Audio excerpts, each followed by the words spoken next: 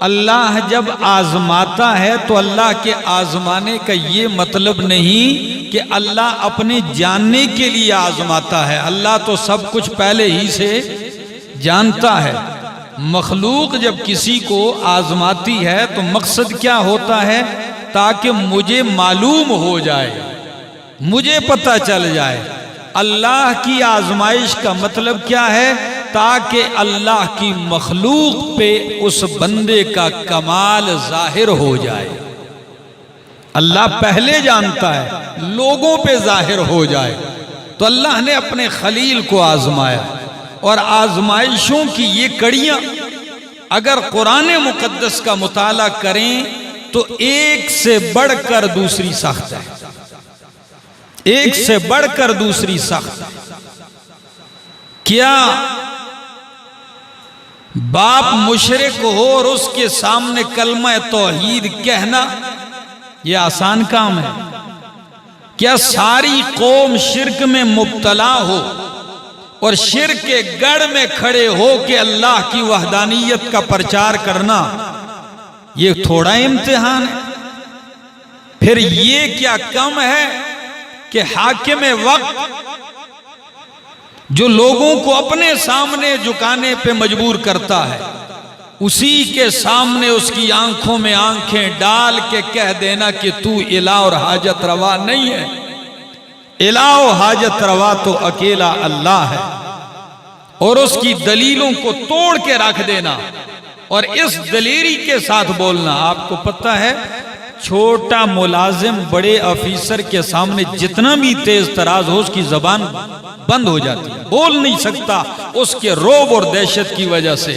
لیکن اللہ کے خلیل کی جرت اور دلیری کو دیکھیے، کس دلیری کے ساتھ آپ کھڑے ہیں اور حاکم وقت کو ایسے خاموش کروایا کہ قرآن کہتا ہے فَبُہِتَ الَّذِي كَفَرَ. بالکل حیران ششدر رہ گیا نمرود. پھر یہ امتحان کہ قوم کے معبودوں کا عبادت خانے کو کباڑ خانہ بنا دینا توڑ کے. پھر قوم نے آگ جلانے کے لیے لکڑیاں اکٹھی کی. آگ آسمان سے باتیں کر رہی ہیں، اللہ کے خلیل کو اس میں ڈالا جا رہا ہے اور آپ کے وجود سے لباس کو اتارا گیا. صحیح بخاری کی حدیث ہے، نبی پاک صلی اللہ علیہ وسلم نے فرمایا کہ اللہ کے خلیل ابراہیم علیہ السلام کو جب آگ کے شعلوں میں پھینکا جانے لگا تو ان کا لباس اتارا گیا اللہ کی توحید کی خاطر. اللہ اس کا اکرام اور اعزاز اور انعام یہ عطا فرمائیں گے کہ روز محشر جب ساری کائنات بے لباس کھڑی ہوگی اللہ اپنے خلیل کو اپنے ہاتھوں سے لباس پہنائے گا. کسی نے سچ کہا العطایا علی متن البلایا، العطایا علی متن البلایا. نوازشات ملتی ہیں لیکن نوازشات رکھی ہوئی ہیں مصیبتوں کی پیٹھ پر. العطایا علی متن البلایا، مصیبتوں اور آزمائشوں کی پشت کے اوپر جو ہے نوازشات ہیں. اور شیخ الاسلام ابن تیمیہ رحمہ اللہ فرماتے ہیں، کیا ہی عجیب جملہ اپنے شعر میں کہتے ہیں، بالصبر والیقین، بالصبر والیقین تنال الامامت فی الدین. بالصبر والیقین تنال الامامت فی الدین. صبر اور یقین کے ذریعے دین میں امامت ملتی ہے. تو اللہ کے خلیل نے صبر کی انتہا کر دی اور اپنے مالک کے اوپر یقین میں بھی آپ انتہا کو پہنچے ہوئے. آپ ان کے یقین کا اور ان کے صبر کا اندازہ لگا لیجئے. آگ شعلے ایسے پھینک رہی ہے، چنگاریاں اڑ رہی ہیں، شعلے آسمان سے باتیں کر رہی ہیں، لیکن اللہ کے خلیل کا یقین کیا ہے؟ اس وقت بھی آپ کی زبان پر ہے حسبی اللہ لا الہ الا هو علیہ توکلت اللہ حسبی اللہ ونعم الوکیل میرے لیے اللہ ہی کافی ہے۔ اس مشکل کی گھڑی میں بھی اللہ کے خلیل کس پہ بھروسہ کرتے ہیں؟ بولو کس پہ؟ اللہ پہ بھروسہ کرتے ہیں۔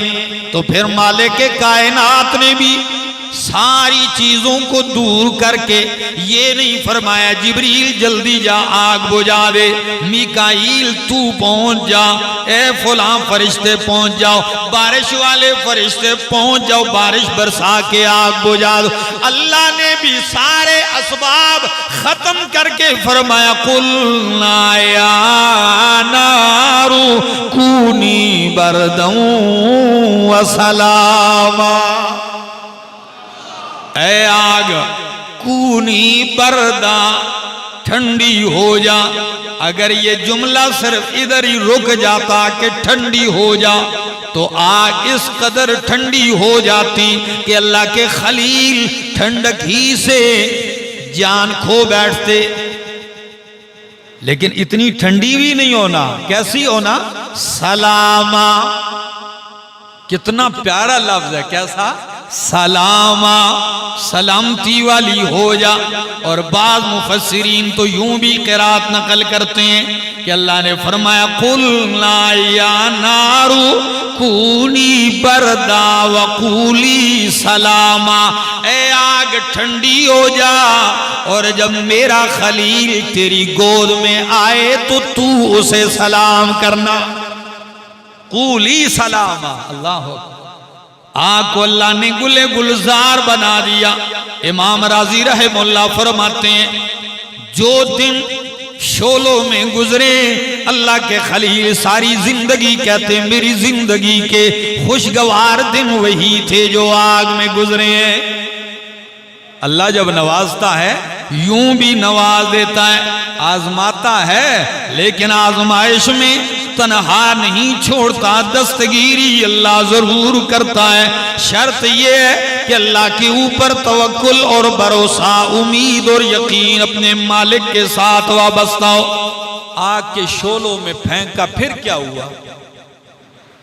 جب آپ کو اللہ نے صحیح سلامت نکالا وہاں سے تو اس وقت اللہ کے خلیل کہنے لگے میں نے دلائل سے سمجھایا، میں نے مثالیں دے دے کے سمجھایا، میں نے تنہائیوں میں ایک ایک کو، میں نے جلوت میں بڑے مجمع میں سمجھایا، میں نے باپ سے لے کر قوم تک سمجھایا، اور قوم کے بت خانے کو کباڑ خانہ بنا کے پھر مسئلہ سمجھایا، بادشاہ کے محل میں بھی سمجھایا، نہیں مانے، مجھے آگ کے شعلوں میں پھینک دیا، اللہ نے بچا لیا۔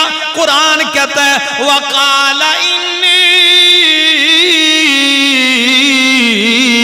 ذَاهِبٌ إِلَىٰ رَبِّي سَيَهْدِينِ، فرمایا انی ذاہب الی ربی، اب میں جانے والا ہوں اپنے رب کی طرف۔ امام آلوسی اور علامہ ابو حیان اندلسی اپنی تفسیر البحر المحیط میں نقل کرتے ہیں اے انی ذاہب الی ربی، اے حیث امرنی ربی، اب میں تمہارا گاؤں چھوڑ کے جانے لگا ہوں۔ بستی والو، اس شہر کے رہنے والو، اتمام حجت تم پر کیا ہو گئی؟ پوری ہو گئی۔ میں نے سمجھانے کا حق ادا کر دیا ہے، اب میرے رب کا حکم آ گیا، چھوڑ دو اس بستی کو اور اس کے رہنے والوں کو چھوڑ دیجئے، آپ چلتے ہیں یہاں سے۔ لیکن ساتھ کون ہے؟ قربان جاؤں، اللہ کے خلیل ہیں، اور ان کے ساتھ ان کی بیوی حضرت سارہ رضی اللہ تعالیٰ عنہ ہیں، اور ان کے ساتھ ان کے بتیجے حضرت لوط علیہ السلام ہیں۔ حضرت لوط علیہ السلام حضرت ابراہیم علیہ السلام کے کیا ہیں؟ بتیجے ہیں، اور یہی ان کے اوپر ایمان لانے والے تھے۔ بیوی اور بتیجے۔ اللہ نے بعد میں حضرت لوط علیہ السلام کو بھی نبوت سے سرفراز فرما دیا۔ چلتے ہیں، عراق سے نکلتے ہیں، مقام عرس سے نکلتے ہیں اور چلتے ہیں، بابل چھوڑتے ہیں اور فلسطین کا رخ کرتے ہیں۔ کس کی طرف جا رہے ہیں؟ فلسطین کی طرف، شام جا رہے ہیں۔ اللہ کے خلیل، یہ میرے سامنے اللہ کا قرآن ہے اور سورت کا نام ہے سورت عنکبوت، سورت العنکبوت۔ قرآن مقدس یہاں اپنے خلیل کا تذکرہ ذکر کرتا ہے۔ سورت عنکبوت آیت نمبر 26 فرمایا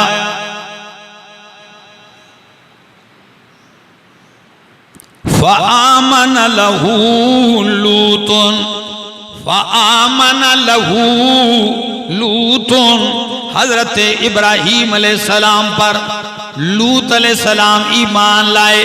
وقالا، اور کہا ابراہیم علیہ السلام نے، انی مہاجر الی ربی، میں ہجرت کرنے والا ہوں اپنے رب کی طرف، یعنی جہاں میرا رب مجھے حکم دے گا۔ ہری پور والو خوب جانتے ہو کیا اپنا علاقہ چھوڑ کے نقل مکانی کرنا آسان کام ہے؟ ایک گلی سے کرائے کا مکان دوسری گلی میں شفٹ کرنا کتنا مشکل ہے، اور پھر حالات بھی موافق نہ ہو، ان حالات میں نکلنا، علاقہ بستی چھوڑ کے جانا، اور پھر اتنا آسرا ایک بندے کو کہ چلو میں ہری پور چھوڑ جا رہا ہوں، لیکن ہو سکتا ہے ایبٹ آباد والے مجھے اچھی جگہ دے دیں۔ یہ امید آسرا تو ہو بندے کو، یہاں چھوڑ کے جا رہا ہوں وہاں مجھے اچھی جگہ مل جائے گی، لیکن اس کا بھی کوئی علم نہیں کہ جن لوگوں سے واسطہ پڑا ہے انہوں نے تو آگ میں پھینک دیا، اب جن کو چھوڑ کے جا رہا ہوں آگے اللہ جانے وہ لوگ کیسے ہوں گے، اس کا بھی کوئی پتہ۔ جہاں جانا ہے وہاں کے لوگ کیا رویہ ان کا ہوگا۔ اور میرے پاک پیغمبر صلی اللہ علیہ وسلم نے فرمایا، حضرت ابراہیم علیہ السلام اور حضرت لوط علیہ السلام اپنی بیوی کے ساتھ ہجرت کرتے ہیں، تو ان کی ہجرت کے بعد ابراہیم علیہ السلام اپنی بیوی اہلیہ کے ساتھ، حضرت لوط علیہ السلام کے بعد اگر کوئی بندہ سب سے پہلے اپنی بیوی کے ساتھ ہجرت کر چکا ہے میرے صحابہ میں، تو وہ میرا صحابی عثمان ہے جو اپنی بیوی اور میں محمد کی بیٹی کے ساتھ ہجرت کرنے والا ہے۔ صحابہ کرام میں حضرت عثمان رضی اللہ تعالی عنہ نبی علیہ السلام کی لخت جگر کے ساتھ کہاں ہجرت کرتے ہیں؟ مکہ سے ہجرت کرتے ہیں سب سے پہلے حبشہ۔ یہ پہلا قافلہ جو جا رہا تھا، اس وقت نبی علیہ السلام نے یہ جملے ارشاد فرمائے تھے، تو اللہ کے خلیل وہاں سے چل پڑتے ہیں۔ قرآن کریم کہتا ہے جانے لگتے ہیں، سورت صافات آیت نمبر 100 میں فرمایا، رب ہب لی من الصالحین، اللہ مجھے نیک صالح بیٹا عطا فرمایا، فرما ہب لی، مجھے عطا کر من الصالحین، صالحین میں سے۔ صرف بیٹا نہیں مانگا، کیسا مانگا؟ صالحین میں سے ہو۔ التجائیں ہو رہی ہیں، اللہ سے مانگ رہے ہیں۔ 86 سال کی عمر ہے، کتنی عمر؟ 86 سال کی عمر ہے، لیکن قرآن کیا کہتا ہے؟ یہ میرے سامنے سورت صافات ہے، اللہ فرماتے ہیں فَبَشَّرْنَاهُ بِغُلَامٍ حَلِيمٍ، ہم نے ابراہیم علیہ السلام کو ایک بردبار تحمل مزاج بیٹے کی خوشخبری سنا دی۔ یہ ذرا سمجھنے کی بات ہے. یہاں سے آپ چلتے ہیں تو آپ کے ساتھ آپ کی بیوی حضرت سارہ ہے. سارہ کی اولاد نہیں تھی، بانجھ تھی. اور ابراہیم خلیل اللہ علیہ السلام 86 سال کی عمر میں راستے میں، واقعہ تفصیل میں نہیں جاتا ہوں، ایک حاکم نے انہیں روکا، اور پھر حاکم نے جب دیکھا کہ ابراہیم علیہ السلام کی اہلیہ حضرت سارہ کرامتوں کی مالکہ ہیں، بہت عزتدار اور نیک صالح ولی اللہ ہیں، اللہ کی ولیہ ہیں، تو اس نے ساری برائی کے ارادے چھوڑ دیے اور اپنی بیٹی جو ہے ابراہیم علیہ السلام کو تحفہ میں دے دی. فرمایا کہ یہ میری بیٹی لے لو، یہ آپ کے نکاح میں بھی ہوگی اور یہ آپ کی پہلی بیوی کی خدمت بھی کرے گی. اب یہاں کچھ لوگوں کو مغالطہ لگا ہے، وہ کہتے ہیں کہ حضرت ہاجرہ جو ہے وہ لونڈی تھی. لونڈی نہیں تھی. علامہ حفظ الرحمان سیو ہاروی اپنی کتاب قصص القرآن میں یہاں ایک عجیب دلیل دیتے ہیں. وہ کہتے ہیں یہ مغالطہ کیوں لگا؟ آج بھی یہودی کہتے تھے کہ جی ہم حضرت اسحاق کی اولاد میں سے ہیں اور بنو اسماعیل جو ہیں یہ لونڈی کی اولاد میں سے ہیں. یہ اعتراض کرتے تھے. تو ان کو مغالطہ یہ تھا، حالانکہ یہ لونڈی نہیں تھی، بادشاہ کی بیٹی تھی.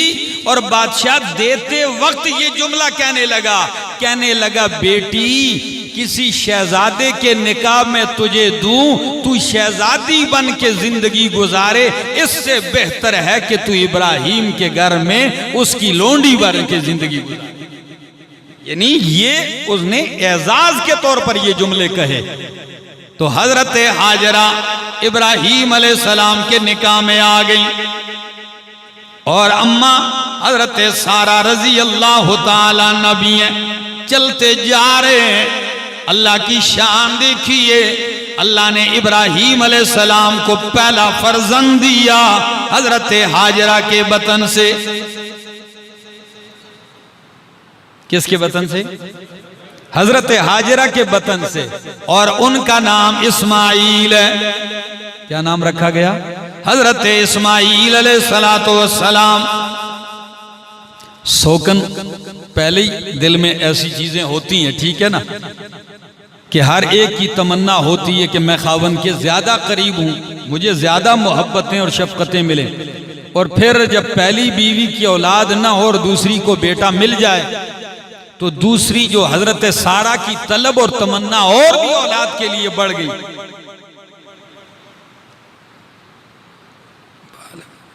اور بھی تمنا بڑھ گئی. لیکن اللہ کی شان 13 سال اللہ نے اسماعیل علیہ السلام پہلے دیے اماں ہاجرہ کو، اور 13 سال کے بعد حضرت سارہ کو بھی اللہ نے بیٹا عطا کر دیا. ہاجرہ کو اسماعیل ذبیح اللہ عطا فرما دیا اور سارہ کو حضرت اسحاق علیہ السلام دے دیا. اور دونوں پیغمبر ہیں. میں قرآن کی آیات انشاءاللہ پڑھتا ہوں، آپ ذرا دیکھنا. یہ میرے سامنے اللہ کا قرآن ہے. اور دوسرا مقام حضرت اسحاق علیہ السلام کی بات کرنے لگا ہوں. حضرت ہاجرہ کو اللہ نے اسماعیل ذبیح اللہ بیٹا عطا کر دیا. یہ میرے سامنے 26واں پارہ ہے اور سورت کا نام سورت زاریات ہے. 26واں پارہ سورت زاریات. ابراہیم علیہ السلام فلسطین میں ہیں، گھر میں بیٹھے ہوئے ہیں. یکا یک فرشتے آ گئے. انسانی شکل میں خوبصورت نوجوان داخل ہوئے گھر میں. بعض کہتے 3 تھے، بعض کہتے ہیں 7 فرشتے تھے. بہرحال جتنی بھی تعداد، جبریل بھی تھے. داخل ہوئے، اندر آئے. اللہ کے خلیل نے مہمانوں کو دیکھا تو فوراً اٹھتے ہیں اور مہمانوں کو بٹھانے کے بعد سیدھے گھر آتے ہیں اور موٹا تازہ بچڑا بنا ہوا کچھ تلا ہوا لا کے ان کے سامنے پیش کر دیا. مہمان نوازی کی بھی انتہا ہے. یہ بھی نہیں مہمان کو بٹھایا اور پوچھا چائے پیسو کہ پانی پیسو، ٹھنڈا ہوئے کہ گرم ہوئے. ہم جب مہمان سے جان چھڑاتے ہیں تو روٹی کے ٹائم پہ چائے کا کہتے ہیں اور چائے کے ٹائم پہ ہاں روٹی کا کہتے ہیں. ہاں کیا خیال ہے؟ یا کبھی یہ کہتے ہیں کئی لوگ روٹی بھی تیار ہے تو بیڑی بھی تیار ہے. ہاں بھئی کشتی بھی جانے والی ہے اور روٹی بھی تیار ہے، اب آپ کی مرضی ہے. تو کون ٹھہرے گا؟ قربان جاؤں اللہ کے خلیل. یہ میں پڑھنے لگا ہوں قرآن مقدس، ذرا سنیے. فرمایا حل اتاک حدیث ضیف ابراہیم المکرمین، سورۃ زاریات آیت نمبر ہے 24. حل اتاک حدیث ضیف ابراہیم، کیا آپ کے پاس ابراہیم علیہ السلام کے مہمانوں کی خبر آئی ہے؟ ابراہیم علیہ السلام کے مہمانوں کی خبر آئی ہے تمہارے پاس؟ یا اللہ نہیں آئی، بتلا دیجئے. فرمایا میں بتلاتا ہوں وہ معزز مہمان کون تھے. اذ دخلوا علیہ، جب مہمان ابراہیم علیہ السلام پہ داخل ہوئے ان کے گھر، قالوا سلاما، فقالوا سلاما، فرشتوں نے کہا السلام علیکم، قال سلام، تو ابراہیم علیہ السلام نے بھی وعلیکم السلام کا، اور ساتھ یہ بھی جملہ کا قوم منکرون، لوگ اوپرے ہو. وعلیکم السلام کہتے ہی کیا کہا؟ اجنبی ہو، اوپرے لوگ ہو، یعنی میں تمہیں پہچانتا نہیں ہوں تم کون ہو. لیکن بہرحال اتنی بات کہہ دی کہ پہچانتا نہیں ہو، اجنبی ہو، بیٹھ جاؤ. فراغ الی اہلہ، پھر داخل ہوئے جلدی سے اپنے گھر کی طرف. فجاء بعجل سمین، جلدی ہی بچڑا بنا تلا ہوا لے آئے. ایک مقام پہ حنیز کہا، حنیز بنے ہوئے کو کہتے ہیں، اور ادھر سمین کہا سین کے ساتھ، سمین تلے ہوئے کو کہتے ہیں. اب یہاں مفسرین کرام بات کرتے ہیں، طلباء کو سمجھاتے ہیں کہ بچڑا بنا ہوا تھا، ایک جگہ بنا ہوا ہے اور ایک جگہ تلا ہوا ہے. تو بھائی اس میں جگڑنے کی کیا بات ہے؟ آخر بچڑا جو تھا تو ایک بچڑے میں کوئی ایک ڈش تھوڑی بنتی ہے، بنا ہوا بھی تھا اس میں اور کیا ہوا تھا؟ تلا ہوا بھی تھا. کچھ تل کے لے آئے گھی میں اور کچھ جو ہے سیخوں پہ لگا کے وہ لے آئے، تو اس میں کوئی ٹکراؤ نہیں. اور بعض فرماتے ہیں نہیں تھا تو بنا ہوا، جو سمین کا معنی وہ کہتے ہیں، تلا ہوا نہیں کرتے، وہ سمین کا معنی موٹا تازہ فربا کرتے ہیں، یعنی تازہ موٹا. خوب گھر میں جا کے بچڑوں میں دیکھا کہ جو اچھے والا ہے وہ ذبح کیا اور بنا ہوا گوشت مہمانوں کے سامنے لا کے رکھ دیا. فَقَرَّبَهُ إِلَيْهِمْ، گوشت آگے کیا ان کی طرف. قَالَ أَلَا تَأْكُلُونَ، مہمان کھا ہی نہیں رہے، وہ فرشتے تھے، فرشتے کھاتے پیتے. تو اللہ کے خلیل ایک دم کہنے لگے الا تأکلون، کیا تم کھاتے نہیں ہو؟ جب وہ ہاتھ نہیں بڑھا رہے کھانے کی طرف تو فَأَوْجَسَ مِنْهُمْ خِیفَةً، ابراہیم علیہ السلام نے دل ہی دل میں ان سے ڈر محسوس کیا کہ کہیں کیا نہ ہو، دشمن نہ ہو. ظاہر بات ہے میرا کھانا کھاتے نہیں تو ہو سکتا ہے دشمن ہو، کہیں قتل کے ارادے سے تو نہیں آئے. تو دل میں خوف محسوس کیا. ہری پور والو اگر اتنا واقعہ سنا کے ایک بات نہ سمجھاؤں تو مزہ نہیں آئے گا. آپ سے پوچھتا ہوں، اللہ کے خلیل بچڑا بن کے تل کے لائے، مہمان نہیں کھا رہے، دل میں ڈر محسوس کیا. یہ ساری باتیں دلیل ہے کہ اللہ کے خلیل عالم الغیب نہیں تھے. اگر غیب جانتے تو ایسا کبھی بھی نہ کرتے. صاف بات ہے کہ نہیں؟ عالم الغیب کو یا غیب جاننے والے کو یہ تردد کرنے کی کوئی ضرورت تھی؟ یہ کہانی خامخواہ قرآن ویسے بیان کرتا ہے.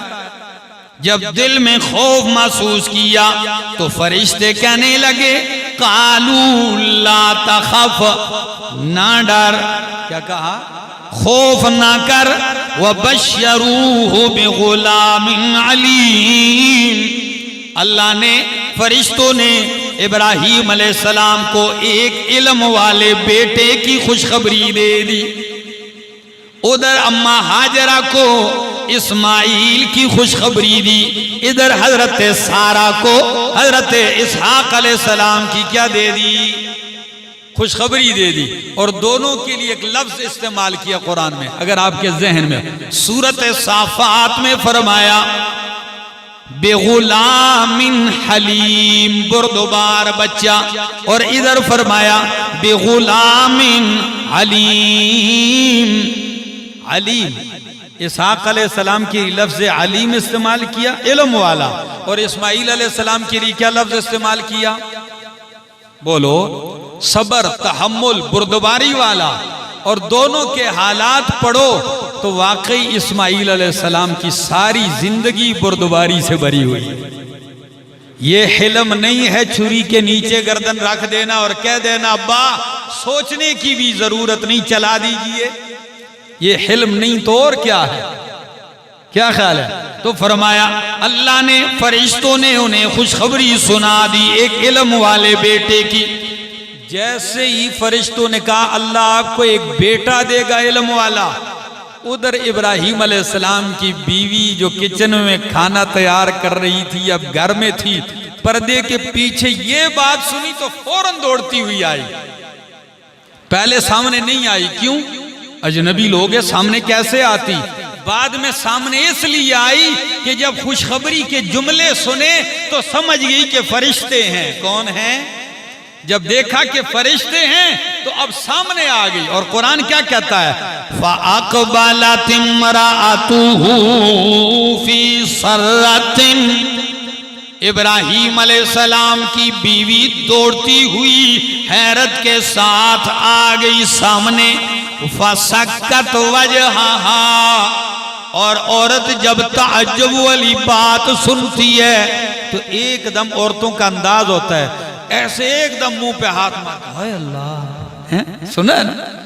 تعجب کی بات سنی تو فوراً اس نے، اور بعض عورتوں کی عادت ہوتی ہے تعجب کی بات اللہ ایسے ماتھے پہ. قرآن کہتا ہے فَسَكَّتْ وَجْهَهَا، پس اس نے تیزی سے ہاتھ رکھا اپنے چہرے پر اور کہنے لگی وَقَالَتْ عَجُوزٌ عَقِيمٌ، میں تو بوڑھی ہوں، اور صرف بوڑھی نہیں عقیم ہوں بھی، پانچ اولاد جننے کے قابل نہیں.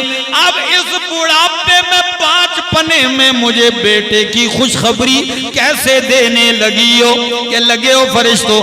قالو، تو فرشتے کہنے لگے کذالک قال ربک، کذالک عام مفسرین معنی کرتے ہیں اسی طرح. اور مولانا حسین علی الوانی رحمہ اللہ وہ فرماتے ہیں یہ کاف تشبیہ کا نہیں، یہ کمال کا ہے.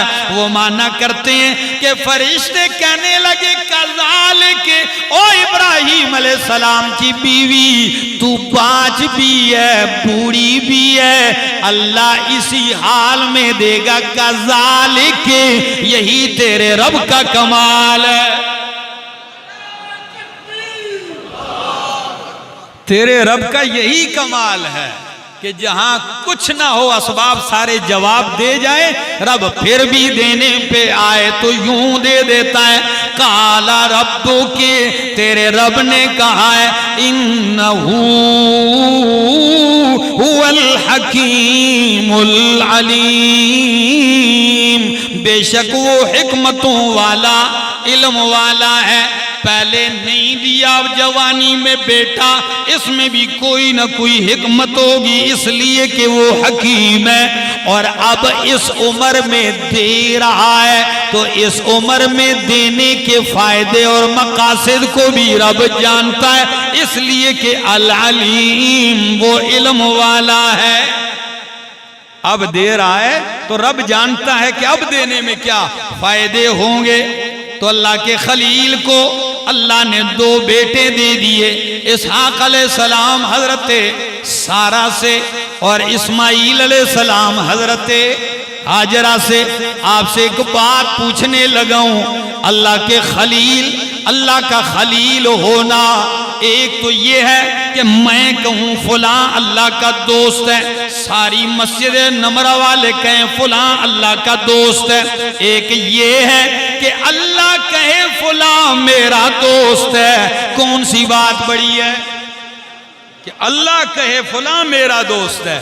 اور یہ مقام ابراہیم علیہ السلام کے اللہ فرماتے ہیں اتخذ اللہ ابراہیم خلیلا، اتخذ اللہ ابراہیم خلیلا، اللہ نے ابراہیم علیہ السلام کو دوست بنایا، خلیل بنایا، مقام خلت کے اوپر فائز کیا۔ تو خلیل اللہ کا لقب پانے والے جد الانبیاء، موحد اعظم، پیغمبر اعظم، عجیب بات یہ 86 سال تک اولاد نہیں ہوئی، کیونکہ اولاد دینے نہ دینے کا اختیار کس کے پاس ہے؟ آپ ناراض ہیں یا آپ سے کہلوانے کا میرا ایک مقصد کیا ہوتا ہے کہ میں تو لگا ہوں، اللہ کرے فرشتے آپ کی بھی گواہی لکھ دیں توحید کے لیے۔ تو پھر قرآن نے سچ کہا ہے یَهَبُ لِمَن یَشَاءُ إِنَاثًا، سورۃ شورى، یَهَبُ لِمَن یَشَاءُ إِنَاثًا وَيَهَبُ لِمَن یَشَاءُ الذُّكُورَ أَوْ يُزَوِّجُهُمْ ذُكْرَانًا وَإِنَاثًا وَيَجْعَلُ مَن یشاء عقیما، جسے چاہتا ہے اللہ بیٹیاں دیتا ہے، جسے چاہتا ہے اللہ بیٹے دیتا ہے، او یزوجہم ذکرانا و اناثا، جسے چاہتا ہے بیٹے اور بیٹیاں دونوں دیتا ہے، وَيَجْعَلُ مَن یشاء عقیما، جسے چاہتا ہے 5 بنا دیتا ہے۔ یہ سارے خزانے دینے والا کون ہے؟ اللہ ہے۔ یہ لوگوں کا اپنا اپنا عقیدہ ہے، کوئی بیٹے مانگنے کہاں چلا جاتا ہے، کوئی تعویذوں کی تعویذ گروں کے پیچھے جاتا ہے، کوئی منتر والوں کے پیچھے، کوئی قبروں سے جا کے مانگتا ہے۔ میں تو سچ کہتا ہوں، شاعر نے کیا ہی خوب کہا کہ کتیاں نو بچے کون ہے دیندا، جڑی ٹر دیے لا کے قطاراں، کتیاں نو بچے کون ہے دیندا، جڑی ٹر دیے لا کے قطاراں، مرغی کسے پیر دا ڈیوا نہیں بالیا، بچے مل گئے بے شمارا، مچھلیاں نو بچے کون ہے دیندا، بچے جن جن کرن بہارا، او خاکیے سارے رب کو لو منگ دے تے تو در در کریں دا پکارا۔ میرے دوستو، اولاد کے خزانے کس کے پاس ہیں؟ 86 سال کے بوڑھے ابراہیم خلیل اللہ کو دے دیا، حضرت سارہ 5 بوڑھیا کو دے دیا، نہیں دیا۔ 120 سال کی عمر ہے، حضرت زکریا علیہ السلام تڑپ تڑپ کے التجائیں کرتے، نہیں ملتی اولاد۔ آخر ایک دن تڑپ کے کہتے ہیں رب لا تذرنی فردا وانت خیر الوارثین، اللہ مجھے تنہا نہ چھوڑ دے، مجھے کوئی وارث عطا فرما، بیٹا عطا فرمایا۔ اب 120 سال کی عمر زکریا علیہ السلام کی ہے، 96 سال کی بوڑھی ان کی بیوی ہے بات۔ اللہ نے فرمایا میرا پاک پیغمبر دینے لگا ہوں، تیار ہو جائیے۔ نہیں دیا، اتنا عرصہ نہیں دیا، اب دینے لگا ہوں۔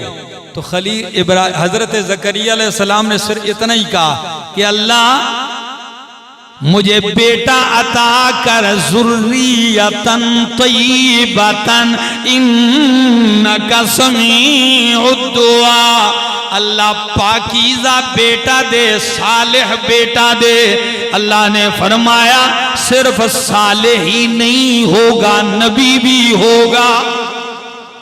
تو اللہ نے بیٹا دیا حضرت یحییٰ علیہ السلام، اور پیدا ہونے سے پہلے اللہ نے فرمایا کہ میرا زکریا میں نے نام بھی اس کا رکھ دیا ہے یحییٰ، اس کا نام اللہ نے پہلے سے رکھ دیا، اور ساتھ ہی یہ بھی کہہ دیا لم نجعل لہ من قبل سمیہ، یہ نام اس سے پہلے کسی کا نہیں ہوگا، یہ انہی کا ہوگا۔ میرے دوستو، اگر آپ اسٹیج پر ہیں، آپ اس حال تو آپ مالک سے التجا کیجئے، اپنا عقیدہ اس مالک کے ساتھ جوڑے رکھیے، یقین کیجئے سارا قرآن یہ گواہی دیتا ہے، رب بتلاتا ہے ہمیں کہ یہ سارا کرتا درتا، یہ جو کچھ ہو رہا ہے یہ کس کے اختیار اور کنٹرول میں ہے، جیسے چاہتا ہے، جب چاہتا ہے کرتا ہے۔ اللہ کی قسم، ہم تو اسباب کو دیکھتے ہیں نا، اللہ اسباب کو نہیں دیکھتا، اسباب کا محتاج نہیں، بس جب رب دینے پہ آتا ہے اسباب خود بخود بنتے چلے جاتے ہیں، بس ہوتا چلا جاتا ہے کام۔ اللہ اکبر، اللہ نے بیٹا عطا فرمایا حضرت ابراہیم علیہ السلام کو، اماں ہاجرہ سے اسماعیل علیہ السلام، ابھی دودھ پیتا بچہ ہے، اللہ نے فرمایا میرا خلیل اٹھا بچے کو بھی اور اس کی ماں کو بھی اور جا کے ایسی جگہ چھوڑ کے آ جہاں میرا حکم ہوگا، کھیتی باڑی نہیں، کوئی سبزہ نہیں، کوئی پانی نہیں، کوئی آواز دینے والا سننے والا، کوئی زندگی کے سامان نہیں ہے، جا کے وہاں بغیر کھیتی اور سبزے کے ایسی بیابان وادی میں چھوڑ کے آ، لے جا۔ یا اللہ کہاں چھوڑ کے آنا ہے؟ فرمایا اٹھائیے تو صحیح، بس چلتے جائیے۔ اللہ کے خلیل بیٹے کو لیتے ہیں، حضرت ہاجرہ کو لیتے ہیں۔ ہری پور والو، ہاجرہ کون ہے؟ تھوڑی سی تاریخ دہراؤ نا، پہلے ابھی بیان کی۔ شہزادی تھی کہ نہیں تھی؟ بولو، اب ذرا امتحان دیکھنا، سمجھ آ گئی؟ اس شہزادی کے اوپر آنے والے امتحان کا ذکر، سب امتحان میں شریک ہے، پورا گھرانہ۔ بیوی کو لے کر لختے جگر اسماعیل کو لے کر چل پڑتے ہیں، اور ایسے ویرانے میں جہاں اب کعبۃ اللہ بنا ہوا ہے، کوئی نشان نہیں، نہ پانی ہے نہ کوئی آبادی ہے انسانوں کے رہنے کی، بلکہ چاروں طرف سے پہاڑوں کے دامن میں ہے۔ بس یہ دیکھ لو میری ہتھیلی کو، پہاڑ ہیں بیچ میں، یہ وادی ہے، کوئی سبزہ کسی حد نگاہ تک نظر نہیں آتا۔ اللہ کے خلیل ماں اور بیٹے کو وہاں چھوڑتے ہیں، جب آنے لگتے ہیں، جب بھی یہ واقعہ آتا ہے انسان تھوڑی دیر کے لیے حیران رہ جاتا ہے کہ یہ کیا منظر تھا یار۔ جب آنے لگتے ہیں، تھوڑا سا پانی ہے مشکیزے میں، اور ایک تھیلے میں چند کھجوریں پڑی ہوئی ہیں، وہ حوالے کر کے آنے لگتے ہیں۔ بیوی پیچھے سے آتی ہے، او ابراہیم الا من تکلنا ہاہنا، او ابراہیم اس بیابان، اس خشک وادی میں ہمیں کس کے سپرد کر کے جا رہے ہو؟ ہم سے ہوا کیا ہے؟ کیوں اس ویرانے میں ہمیں چھوڑ کے جا رہے ہو؟ اور بات بھی نہیں کرتے، جواب بھی نہیں دیتے، خاموش ہیں۔ وہ بار بار کہتی ہے، اے ابراہیم کیا کر رہے ہو؟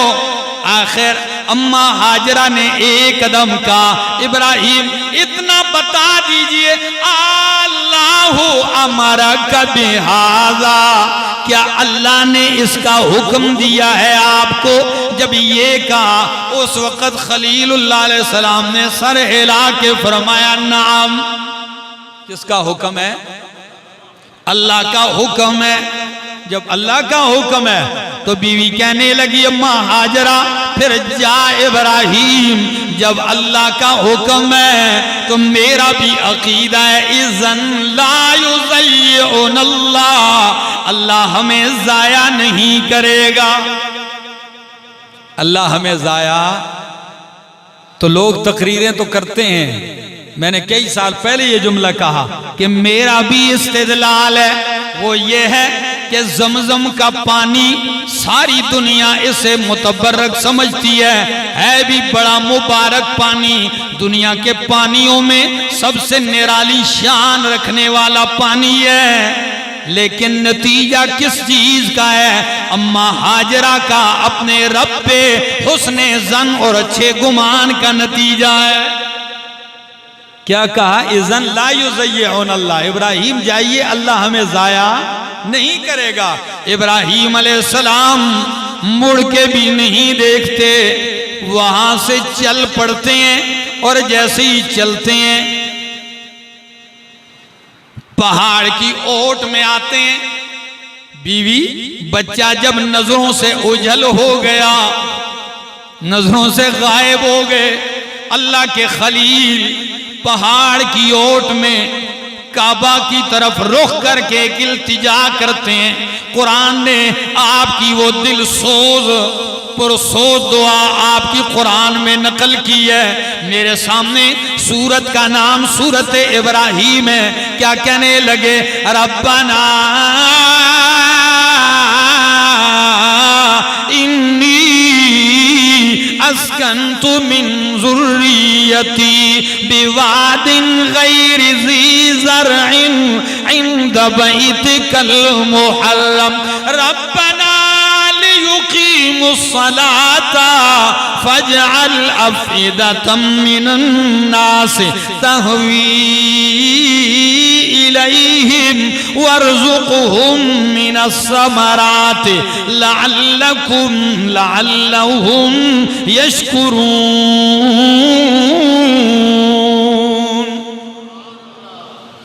ان لفظوں پہ غور کرو۔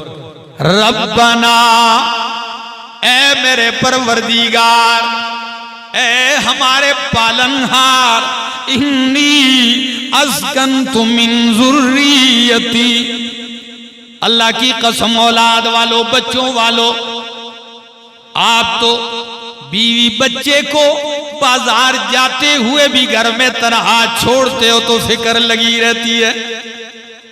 آپ تو بچے گھر میں ڈیوٹی پر بھی جاتے ہوئے چھوڑتے ہو تو پریشان ہوتے ہو۔ میں نے پردیسی ایسے بھی دیکھے ہیں۔ میں عمرے کے لیے جا رہا تھا، احرام باندھا ہوا ہے، جہاز کی سیٹ پر ہوں، میرے ساتھ ایک کپڑوں میں ایک اور لڑکا بھی بیٹھا ہے، تو میں ترچھی نگاہ سے اس کی طرف دیکھا تو اس کی آنکھیں سرخ ہیں۔ جہاز بلندیوں پہ جا رہا ہے، 35,000 فٹ کی بلندی پہ۔ جیسے ہی بلندی پہ جانے لگا، ٹھہراؤ آیا، کھانا لگنے لگا۔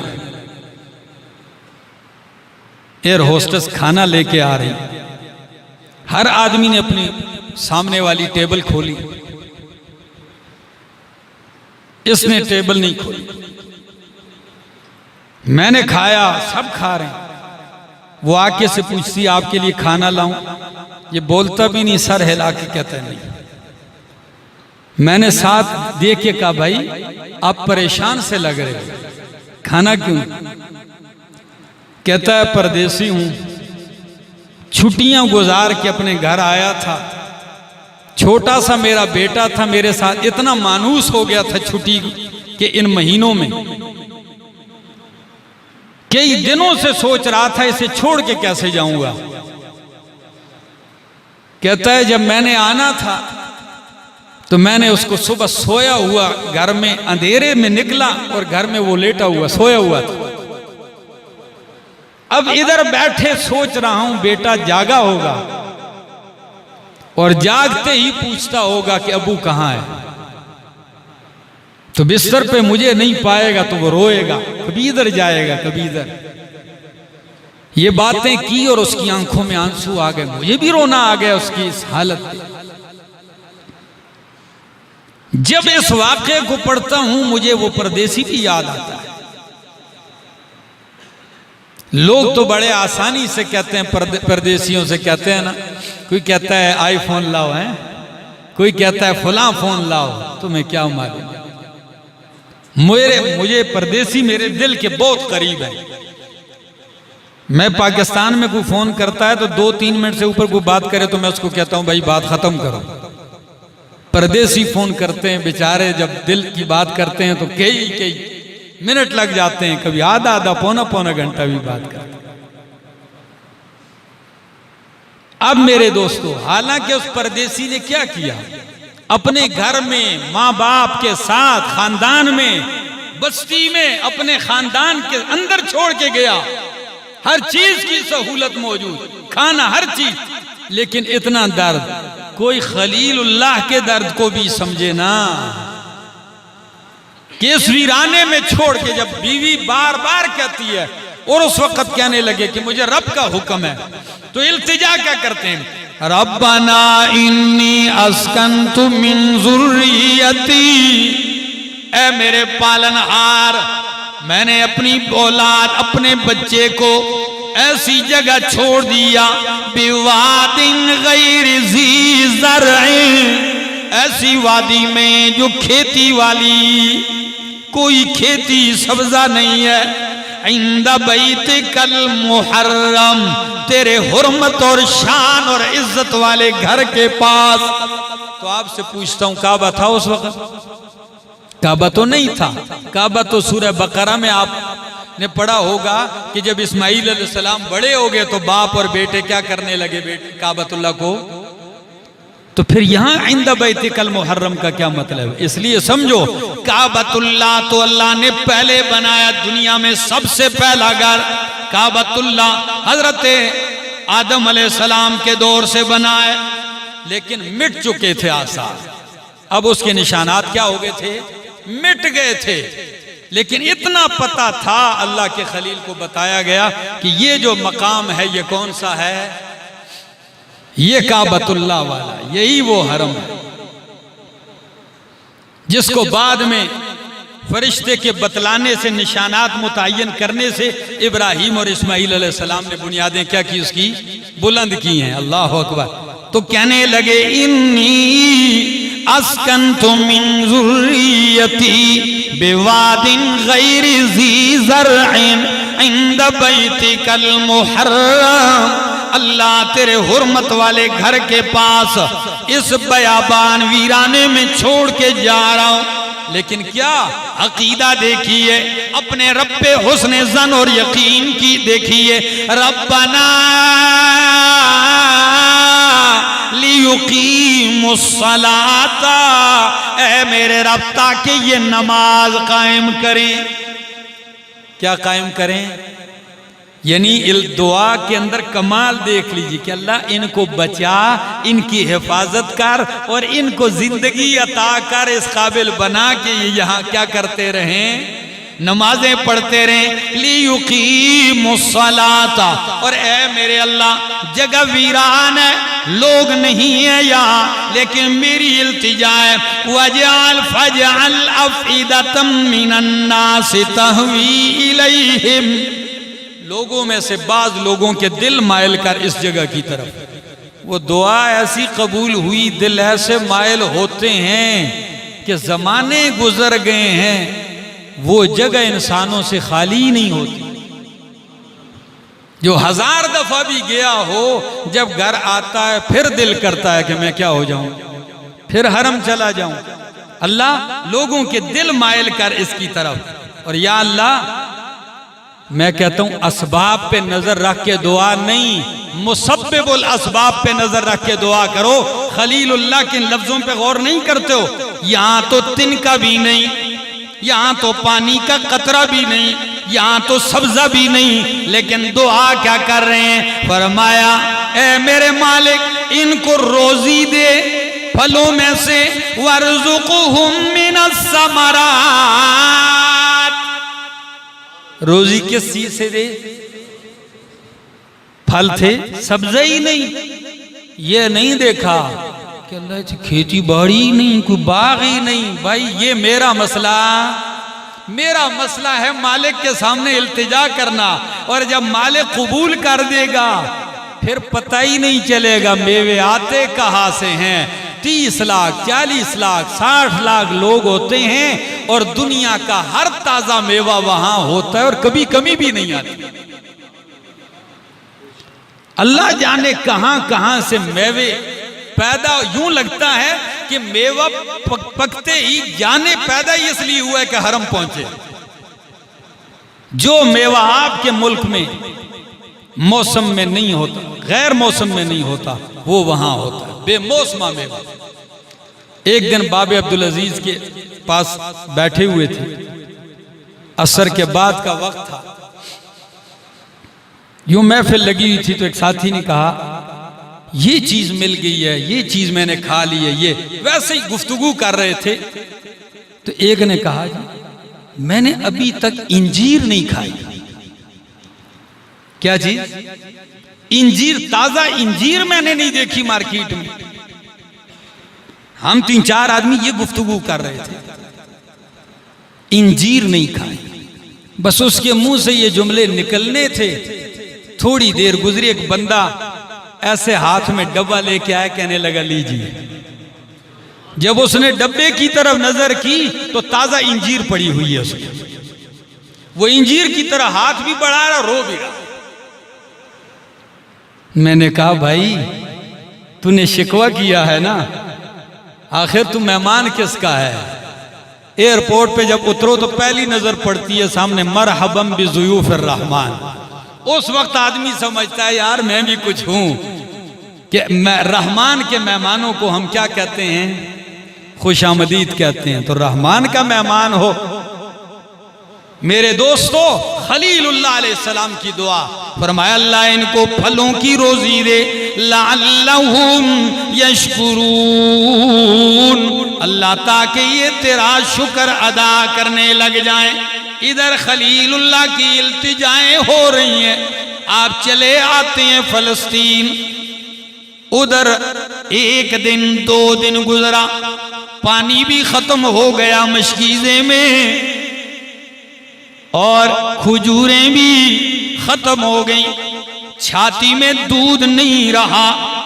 بچہ اسماعیل علیہ السلام بھوک سے تڑپنے لگا، حالت غیر ہو گئی۔ اس وقت جب ایک ماں یوں سامنے بچے کو بھوکا اور پیاسا لب بجان دیکھتی ہے تو ماں ہوتی ہے، وہیں رکھتے ہیں، اسماعیل علیہ السلام کو چھوڑتے ہیں اماں ہاجرہ، اور دوڑ پڑتی ہے صفا کی پہاڑی پہ، صفا پہ چڑھتی ہے اور دائیں بائیں آواز دیتی ہے کوئی آواز سننے والا، کوئی بندہ، کوئی بشر، کوئی کھانے پینے کی چیز نظر آئے؟ کچھ بھی نظر نہیں آتا۔ تو نیچے اترتی ہے صفا سے، تو جو ہی بچہ نگاہوں سے اوجھل ہوتا ہے دوڑ پڑتی ہے اور مروہ پہ پہنچ جاتی ہے۔ 7 چکر یہ لگاتی ہے، اور جب مروہ پہ آتی ہے، کس پہ؟ مروہ پہ آتی ہے، بڑی پریشانی کے عالم میں، تو ایک آواز سنائی دی، ایک دم توجہ کی، پھر آواز کانوں سے ٹکرائی، تو ایک دم اماں ہاجرہ کہنے لگی او اللہ کے بندے، اگر تو کوئی مدد کر سکتا ہے، کوئی تعاون کر سکتا ہے، پہنچ سکتا ہے، تو میں نے تیری آواز سن لی۔ آواز کس کی تھی؟ رب نے فرشتہ بھیجا تھا، فرشتے کی آواز سنی، جو ہی نگاہیں دوڑائیں، صحیح بخاری کی حدیث ہے، فرشتہ آتا ہے اسماعیل علیہ السلام کے پاس ہی پر ضمیر پہ مارتا ہے، زمین پہ، اللہ نے وہیں سے زمزم کا چشمہ جاری کر دیا۔ جب زمزم کا چشمہ جاری ہوا اما ہاجرہ دوڑتے ہوئے آئے اور ایک دم پانی کے ارد گرد مڈیر باندھنے لگی، زم زم، ٹھیک ہے نا؟ مڈیر کیوں باندھنے لگی؟ تاکہ تالاب سا بن جائے اور میں پانی جمع کر کے مشکیزے میں ڈال سکوں۔ حیران کن مرحلہ ہے۔ جب یہ پانی کا منظر دیکھا گیا، نبی علیہ السلام نے فرمایا اللہ اما ہاجرہ پہ رحم فرمائے، وہ مڈیر نہ باندھتی تو چشمہ اتنا تیز ہوتا کہ باہر بہتا اور اس سے بھی بڑا ہوتا جتنا اب ہے۔